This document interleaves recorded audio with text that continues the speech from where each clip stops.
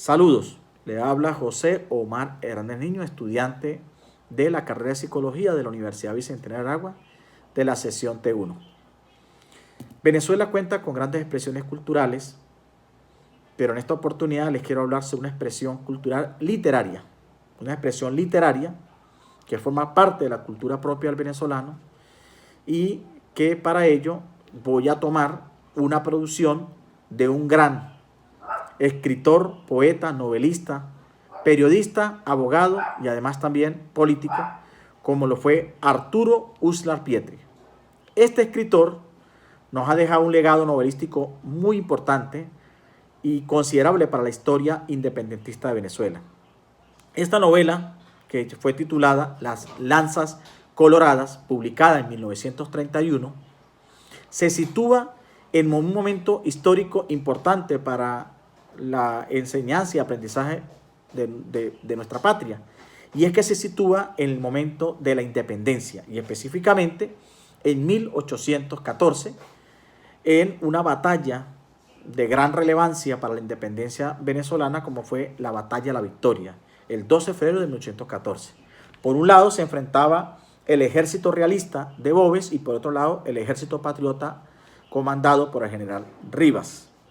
Allí le pone ese toque de realismo mágico que denominaba Arturo Uslar Pietri. Es importante decir que Arturo Uslar Pietri, en algunas entrevistas que le hicieron, tantas entrevistas que le hicieron, él aclaraba que él no se interesaba por la historia, que él no hacía novelas de una narración histórica, sino que él se centraba era en el hecho del hombre en la historia. Y es por eso que esta novela la centra en un ambiente denominado la Hacienda El Altar, que está ubicado, por cierto, en el estado Aragua. Y en dos personajes específicamente, uno denominado el mayordomo, cuyo nombre es Campo, y por otro lado, el jefe o el amo, denominado, o que lleva por nombre Fernando Fonta.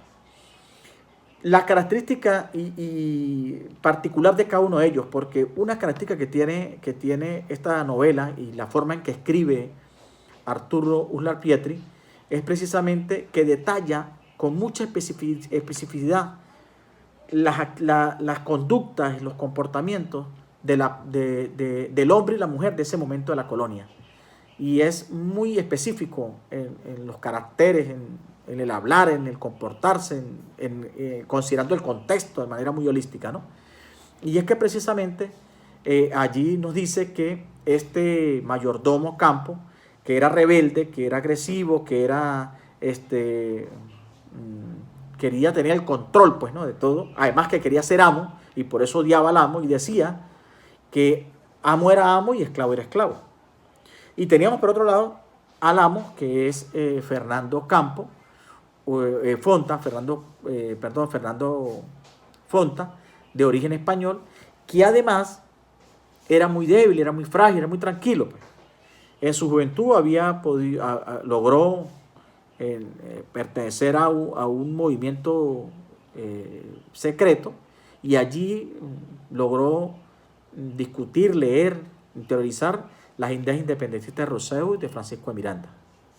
Cuenta, narra allí la historia entre el libro, en el momento de la guerra independentista, de las acciones preindependentistas, ver cómo él nos dice que el mayordomo Campos se subleva con los esclavos negros que habían en esta hacienda, que eran 100 esclavos, les dota de armas e incendia la hacienda y viola a Inés Fonta, que es hermana de Fernando Fonta, y se va y se enrola en ese momento en el ejército realista que comandaba el general Boves. Una vez conocida esta acción por parte de Fernando Fonta, lo motiva entonces ante esa acción tan violenta y tan sanguinaria de Campo, lo lleva a incorporarse también en la guerra, pero no en el ejército realista, sino en el ejército patriota que comandaba el general Rivas.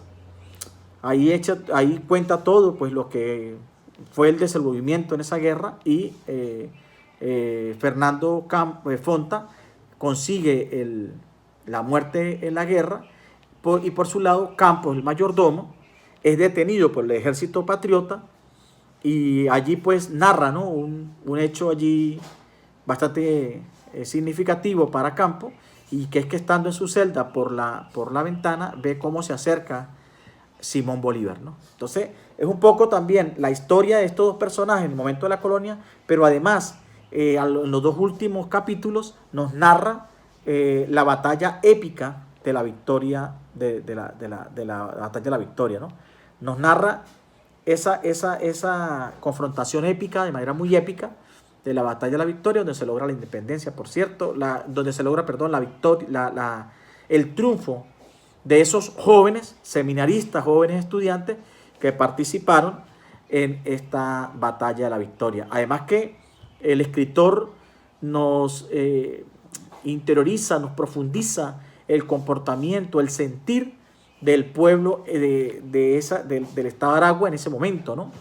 Cómo las poblaciones, cómo se iban de sus casas, cómo las mujeres se hacían la cruz, cómo el miedo, el desespero porque venía Boves, el sangriento, que fue conocido en la historia por más de 80.000 muertes, ¿no?, sangrientas que provocó este hombre, ¿no? Que por cierto, hay una situación bastante interesante, ¿no? Una vez que Boves fallece, José Antonio Páez, no está en la novela, pero es importante resaltar, José Antonio Páez toma ese ejército de Boves y luego acompaña a Bolívar en la independencia, ¿no? Cosas de la historia. Pero es importante entonces invitarlos a ustedes a que sigan leyendo, o los invito a que lean esta novela, Las Lanzas Coloradas, que por cierto, Lanzas Coloradas, lo explicaba muy bien y lo detallaba Arturo Uslar Pietri en alguna de sus entrevistas, que esa significaba o era como el sentido, era la expresión simbólica de la sangre derramada por todos estos hombres y mujeres, jóvenes y niños, que dieron la vida por la independencia de la patria, ¿no? Y por eso el nombre Lanzas Coloradas de sangre, ¿no?, que corría por esas lanzas en esa confrontación sangrienta. De tal manera que forma parte de nuestro acervo cultural, forma parte de nuestra historia propia, nuestra patria, y por consiguiente, pues, es parte de ese acervo cultural, de esa expresión literaria.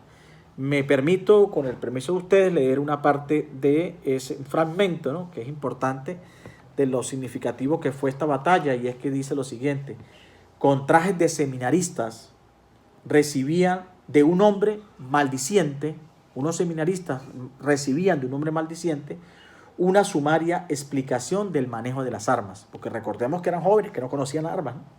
Suavemente dejó resbalar la mano de la reja y fue a desplomarse sobre la tierra húmeda, la carne pesada de muerte y teñidas de sangre en el ocaso. Las lanzas coloradas triunfantes en la victoria salvaron ese día a la República. Un libro bastante significativo para la historia venezolana. Los invito a que la lean. Feliz tarde y que Dios los bendiga.